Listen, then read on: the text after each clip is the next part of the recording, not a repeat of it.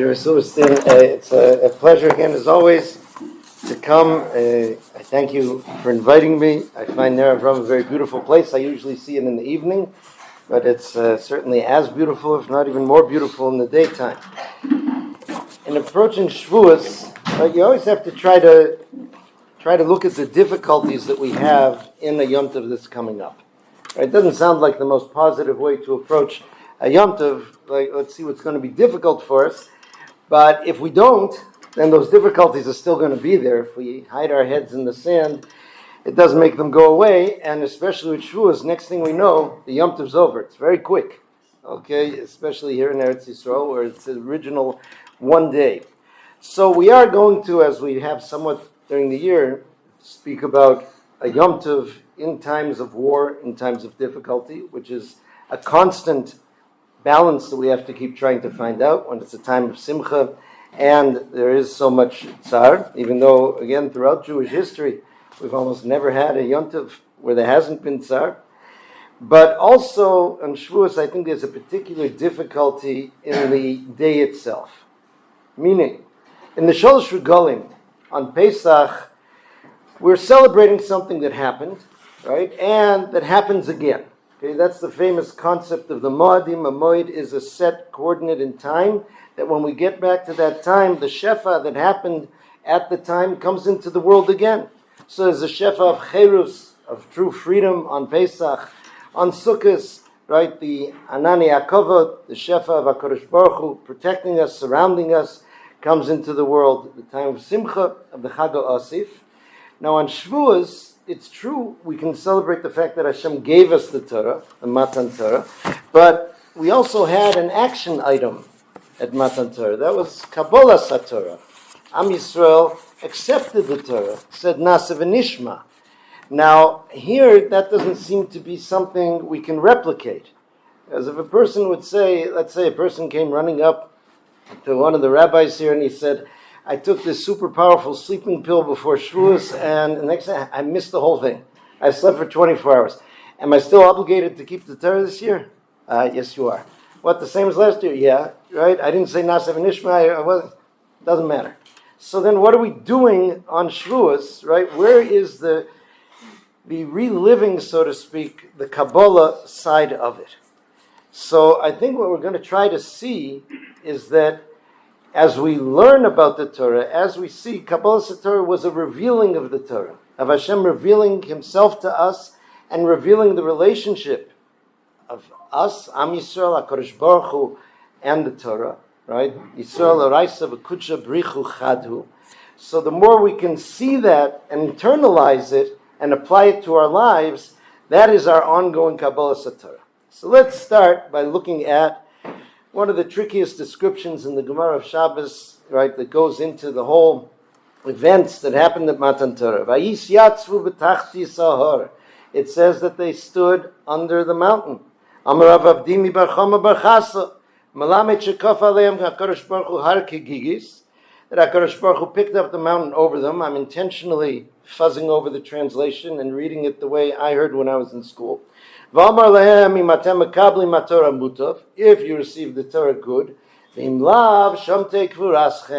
not, you're going to be squashed under the mountain. Okay, and the Mefarshim all asked the question, right? They said Nasa v'nishma. Why is Hashem forcing them, right, to do it if they already said Nasa v'nishma? So here, there's some diukim in the language itself that paint an entirely different picture of what's happening there. Like I said, when I was a kid, I learned it as if HaKadosh Baruch Hu picked up the mountain like a big hammer and said, accept the Torah, or else the mountain's coming down on you, or you're going to be squashed and buried. But that doesn't fit the language. Okay, Kaf aleim har kegigis, a gigis, right, and this, I saw Avraham Shiur brought down some of these questions and ideas here. He said, a gigis, if you would go to the hardware store now and ask for a gigit, what would you get? You get like a very big bowl, what they call in Yiddish a shissel, like a big bowl to put your laundry in, something like that. That's a gigit. We find it used in the halachas of Pesach. If on Yom Tov on Pesach you find a piece of chametz in your house, what do? Okay, you can't burn it on Yom Tov. That type of burning is not allowed. You want to be sure nobody eats it. So kofi in the lavas akli, you cover it over with a kli. Okay, so therefore, Kofa aleim har kegigis. Isn't that HaKadosh Baruch Hu picked up Har Sinai like a hammer to hit them? It means he covered them over with the mountain. He surrounded them. They were inside this space that was Tachti Sahar, that was under Har Sinai. And there he told them, Imatem mekabli matorah muta. If you accept the Torah, it's good. Imlav shomte kvuraschem. Over there you will be buried, not over here. Where's over there? Outside the mountain. Why? So what was under that mountain was purity, was tahara. That was a zone of kedusha, of clarity, and HaKadosh Baruch Hu said, here you're in this protected zone. There's nothing here but kedusha. You're totally surrounded, you're totally cut off from any negative influences that are out there in the world, and they're out there. HaKadosh Baruch Hu says, I know, I created them. If you accept the Torah here, now, then you'll be able to succeed out there. Then you'll be able to, you have to live outside the mountain. You're not going to be living inside the mountain. We didn't even stay at Har Sinai. That was a temporary spot. But what you accept here, what you absorb here, you're going to be able to take with you as you go out and to succeed. But if you don't, the world will bury you. Any involvement you have in the world without Torah can simply negate you. It can negate your spirituality. It can even destroy you physically. It's a very dangerous world out there that HaKadosh Baruch Hu created. Right? The Gemara in Kiddushin gives the famous mashal. It says the Torah is a samtum. It's a perfect drug. Mashal is a king who wounded his son. He put a wound in his son, and he told the son, now don't worry. He says, I'm giving you a retia, a bandage or a poultice, what they used to call in the old days. Please. He says, as long as you have this poultice on your wound, you can eat what you want, you can wash in hot water and cold water, you'll be okay. But if you remove the bandage, the retia, the poultice, malenumi, it will get infected. So too says HaKadosh Baruch Hu, barasi yetzahara, barasi l'Torah tavlin. Right? So if we look at the mashal and the nimshal, HaKadosh Baruch Hu says, I created the yetzahara, but I created the Torah as the tavlin for the yetzahara, as some translate it as the medicine, but some translate it also as a spice. It's an interesting use of medicine, which means you're able to go out into the world where the Yetzer Hara has power, but with Torah, you're able to make all your involvement successful, even to the level of what we say, B'chol levavcha, to serve Hashem, b'shnei yitzarecha. Even with those energies of the Yetzer Hara, a person's able to do that. So this is what HaKadosh Baruch Hu is telling people. Okay, now, how does that apply? There's a Gemara in Sanhedrin that describes Am Yisrael going out to Golus Bavel. And when they're leaving Golus Bavel, they're leaving another very special protected zone. One that we're in right now. Eretz Yisrael, which has the Avira de Eretz Yisrael, which is Machkim. The air of Eretz Yisrael is not something to be taken lightly. Eretz Yisrael is the place where Am Yisrael is supposed to be able to keep the Torah Bishlei Musa, and the very air of Eretz Yisrael is that which facilitates it. So then when they were going out to Bavel, says, right, the Gemara in Sanhedrin says, they said to HaKadosh Baruch Hu, Eved shemachor rabo, isha shegir shabalo, klum yesh lahem zalzeh. Meaning, you're going to expect us to keep Torah there in Bavel? Right? It's like a servant that was sold by his master, or a man who had divorced his wife. Are there any more obligations from one side to the other? It's over. By you sending us to Bavel, you're sending us into a place where we can't breathe, where we won't be able to be Jews as we are. The answer, which is brought there in the Navi in Yechezkel in Perek Chaf, is Ha'ola al ruchachem hayo lo tiyeh. You think that you won't be able to keep Torah? You will be able to keep Torah there. Right? This is, the Sforno says that this description at the end of Parshas Bahar, when it talks about an Eved, a servant who's sold to Avodah Zarah, right? So he applies this to Am Yisrael getting sent out into Golus. But you're able to do so. How do we see it? He says the Psukim go on to describe the idea as Mikdashi Tirohu. Am Yisrael, even in Chutz La'aretz, even in Golus, have their consulates, their charging stations, if you want. You see now, for people with electric cars, there are all the places where you can charge up. This is one of them. Everyone here has come to plug in and charge up. So even the ones that are in Chutz La'aretz, the Batei Knesios and Batei Midrashos, Am Yisrael will be able to charge up. But again, what does that mean? Very few people spend their entire day in the Beis Medrash or in the Beis Knesset, right? Very few, right? Even those. Okay, so how do you answer this when you step out of those? In other words, if you say that the Batei Knesset and Batei Midrashos also have this special air, like was under Har Sinai, like is in Eretz Yisrael, okay, but we're not always there. Life doesn't allow us to do. HaKadosh Baruch Hu's Ratzon, that we go out and do what we have to in life, brings us to all sorts of places. So Reb Tzadok HaKohen says in Tzidkas HaTzadik, he says like this, Chazal in Maseches Brachos say that after the Churban, Ein lo LaKadosh Baruch Hu ba'olamo ela arba amos shel halacha bilvad. After the Churban, all HaKadosh Baruch Hu has in his world are the 4 amos of halacha. The standard way to translate that is what we just mentioned, the Batei Knesios and the Batei Midrashos, the shuls and the Batei Medrash. The problem with that is, why does it call it Arba Amos Shel Halacha? Right? This shul's already bursting at the seams. We want to expand, I'm sure, and Arba Amos is way too small. No shul or yeshiva is Arba Amos. That's a person's personal space. Explains Reb Tzadok, he says, Arba Amos of Halacha means when a person is walking about his life and he's thinking, how do I do this according to the Torah? What does Hashem want me to do in this situation? His Arba Amos now have that same avira, have that same special air that was under Matan Torah, that was in Eretz Yisrael, that's in a Beis Knesset or a Beis Medrash. You have Wi-Fi. You're connected. You're able to have that within your 4 amos. So this already gives us a picture of what we're supposed to do on Kabbalas Torah. On Kabbalas Torah, on Shavuos especially, that is the time to charge up so that you'll be committed to taking it with you every place you go. And each time you're faced with a situation, we're faced with endless situations through the day. It can be in the supermarket, it can be at work, it can be on vacation. And the question is, what do you want me to do? Suddenly, you're surrounded by this Erev Kedusha. That's HaKadosh Baruch Hu's place. And the more a person connects to it on Matan Torah, then the more range you have. The more your battery can hold its battery life as you're going about through life. Right? And you get much better reception as it is. Interestingly, we find an example of this in Megillas Rus that we read on Purim. On Shavuos, Hadar Kiblua. Okay, so we find that Megillas Rus is filled with a lot of kind of day-to-day physical stuff. A lot of details. They're threshing the wheat. So you make tzir achitim. Right, and Boaz is going out, and Rus is going out, and the way they cut it, and the threshing floor, and the place, and all these different things. And we find there a very fascinating bracha that Boaz says to the people working on his field, Hashem imachem, right? Hashem imachem, right? Which is, Chazal say, is an interesting thing that you're allowed to utilize the shame of Hashem to give people a bracha.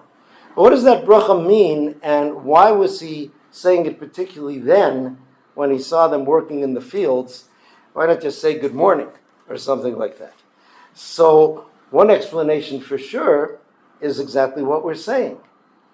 Remember, as you're doing everything you do today in your workday, Hashem imachem, right? If you remember that I want to do this in the way that HaKadosh Baruch Hu wants, Hashem will be with you. You will be in that Arba Amos Halacha, which is HaKadosh Baruch Hu's place in the world. There's no place where that gets away. Right, I always go back so many times to something I saw. There was a book which told the story of a family of Jews from Holland, the Emmanuel family.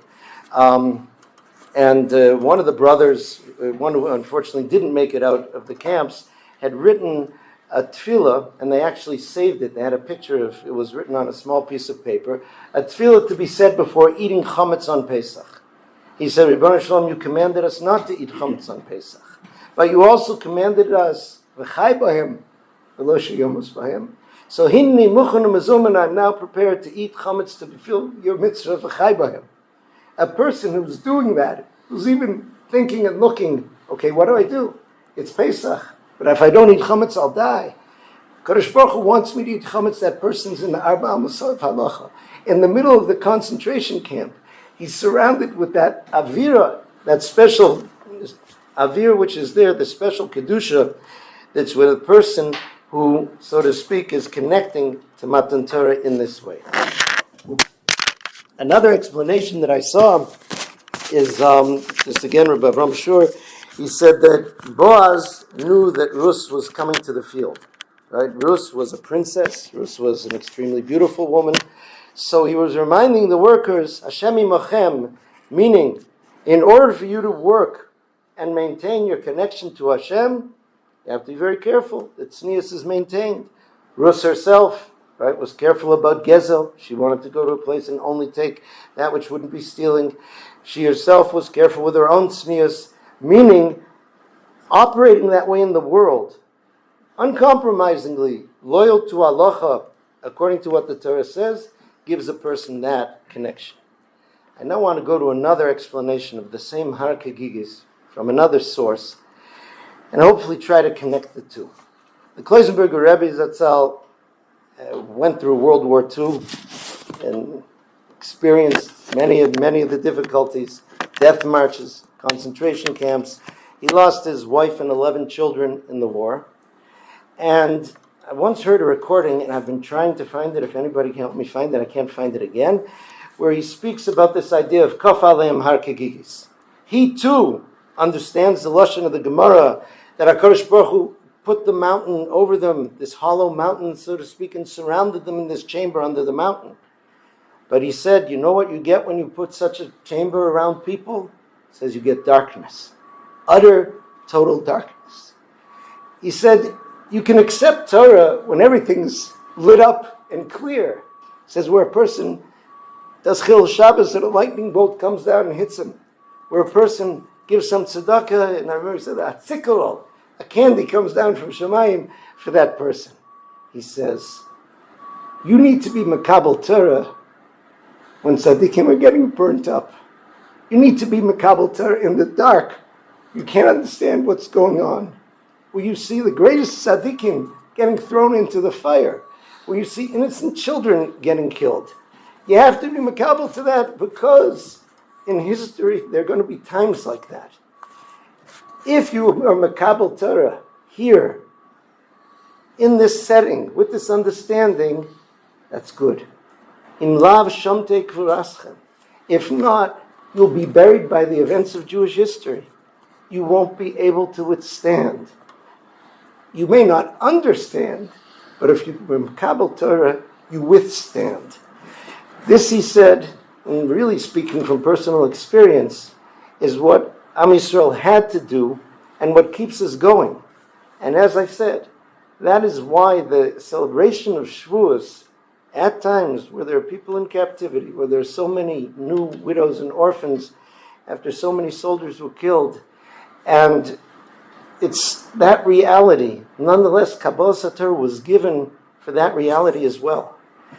And the two are not different, meaning that idea of the pure Kedusha that they experienced there under Har Sinai is also with the awareness that you can connect to that Kedusha in a world, not just where there are temptations by the Yetzer Hara to steal some money or to do something else which is wrong out there, but when you have questions of faith, when you don't understand, to be able to accept the Torah in that way, to be able to give it out and to do it, is what we accept and what we have to re-accept again every year of Jewish history.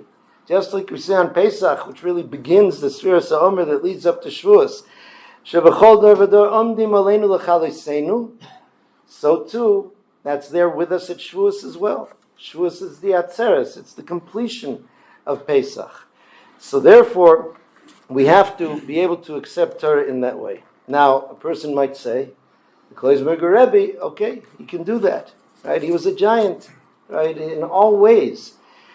What's a regular person supposed to do? So first of all, it's important to realize that the Kloisenberger Rebbe understood the other people who were with him in the war, and he understood their difficulty which was there. It's a beautiful story I heard, that he once was going to an event, whether it's a simcha or to give shiurim in Montreal. And somebody drove him to Montreal. It It was the middle of the winter, and they come to Montreal, didn't have Waze, didn't have GPSs then, and the driver who took them from New York was a bit mixed up where to go. It was at nighttime, the winter in Montreal, the wind was howling, sub-zero temperatures, nobody's out there to ask. Suddenly, they see one man walking down the street, and the Rebbe says, let's ask him. So they pull up the car, and the Rebbe asks him in Yiddish. He says, this is where I have to go. Can you help us get there? The man says, yeah, I know where it is. The Rebbe says, come in, we'll give you a ride, you'll show us where to go. And the Rebbe keeps talking to him in Yiddish, and he tells him, I was also there. And they start talking about their experiences in the war. Okay, when they get to the place that they went about, the driver asked him, he said, Rebbe, how did you know? How did you know that he was Jewish? Right? He didn't have a yarmulke on. How did you know that he was in the camps? He says, he was bareheaded in the middle of this winter. He says, that's a Jew who's angry. He said, that's a Jew who's angry. Of course, that's who it must be. So he understood the anger that's there. He understood the people, and he tried to bring life to them and to help them, so to speak, follow his example. But he never came from a place of demand or expecting or things like that. It was an idea of understanding what you're part of and how to continue it. It says, Boni matem la'Hashem Elokeichem, your children of HaKadosh Baruch Hu, lo tizgodedu, right? That you're not supposed to cut yourselves up, v'lo tikruchu korcha b'roshchem al meis, not to pull your hair out when mourning over death.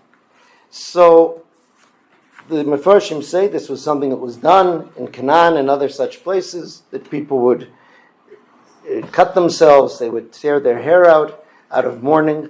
So, the Mefarshim speak about why this is a problem, and especially this introduction of Bani Matim LaHashem Elokeichem.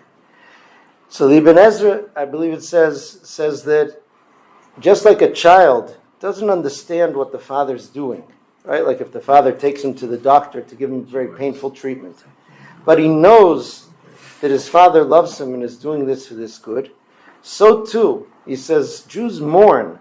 We part from people. There's a distance which is there. But there's always the understanding, right, of Kol Madavid Rahmana Litav Ovi, that is leading to good. The Ramban speaks about the idea of Hisharas HaNefesh, of the fact that we don't believe that a person is obliterated at death. The person is moved to another place. Okay, so therefore, these things come from Boni Matim LaHashem Elokeichem, that you are children of HaKadosh Baruch Hu, and therefore you have to understand, number one, how HaKadosh Baruch Hu cares for you and is doing Latova, and also that like HaKadosh Baruch Hu, you are eternal, because inside of us is the Chelek Elokam Imal, because Kudsha B'richu V'Araisa V'Yisrael, HaKadosh Baruch Hu, the Torah and Am Yisrael are one, so you are part of something eternal that goes on in this world, beyond this world. This is the joy that a person has in receiving Torah, in connecting with Torah. The Maharal explains that the Torah was given in the third month, right? He says that the number 3 is very important. 3 is that which connects 1 and 2.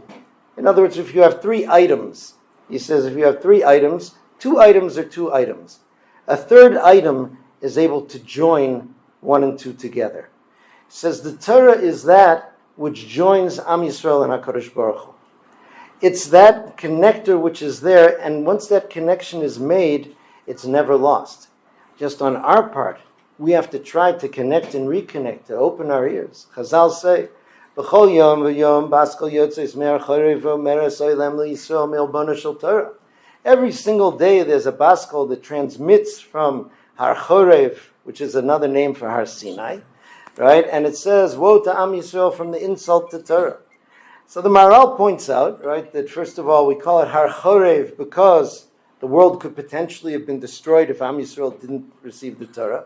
Why then don't we call it more positively Har Binyan because they did receive the Torah? It says because, fascinating thing, negative energy gets our attention more than positive energy. It says if you walk into a room of 10 people, 9 of whom love you, and 1 person really hates you, you walk in, you feel that hate. So he says the idea of the power and significance of Torah being connected to the fact that destruction comes from abandoning Torah is something that gets our attention.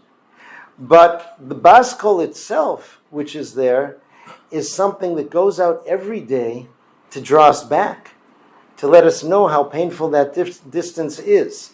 The Baal Shem Tov asked a very practical question. He asked his Talmidim, anybody ever hear the Bas Kol? No. So then why does it keep transmitting? Right? If nobody can receive that frequency, what is it doing? He says you do. Every time you feel inside of yourself a sense of longing, a sense of emptiness, a sense of wanting, all of that comes from that Bas Kol. And you're receiving the Bas Kol because it's inside of you, because it's connected to you. Because once Am Yisrael did receive the Torah, it remains there forever. The Maral says, HaKadosh Baruch Hu made that bris of Matan Torah with the klal of Am Yisrael, not just with the individual Jews who were there, but with all of us. And that klal means from the very beginning of time till the end of time. All of us are part of it, and all of it is there. So when we approach Matan Torah now, it's true. It's a continuation of the same process. We stand under a mountain. We remember the idea of how they received it. We look at ourselves and see that in our lives we go in the mountain and out of the mountain, into shul, out of shul, remembering to live our lives according to Hashem's will and sometimes forgetting. And Shavuos enables us to rebuild that connection and to take the Torah with us every place we go in all situations, whether it's temptations, whether it's fear and suffering and tragedies. The Torah is that which has kept Am Yisrael alive and going.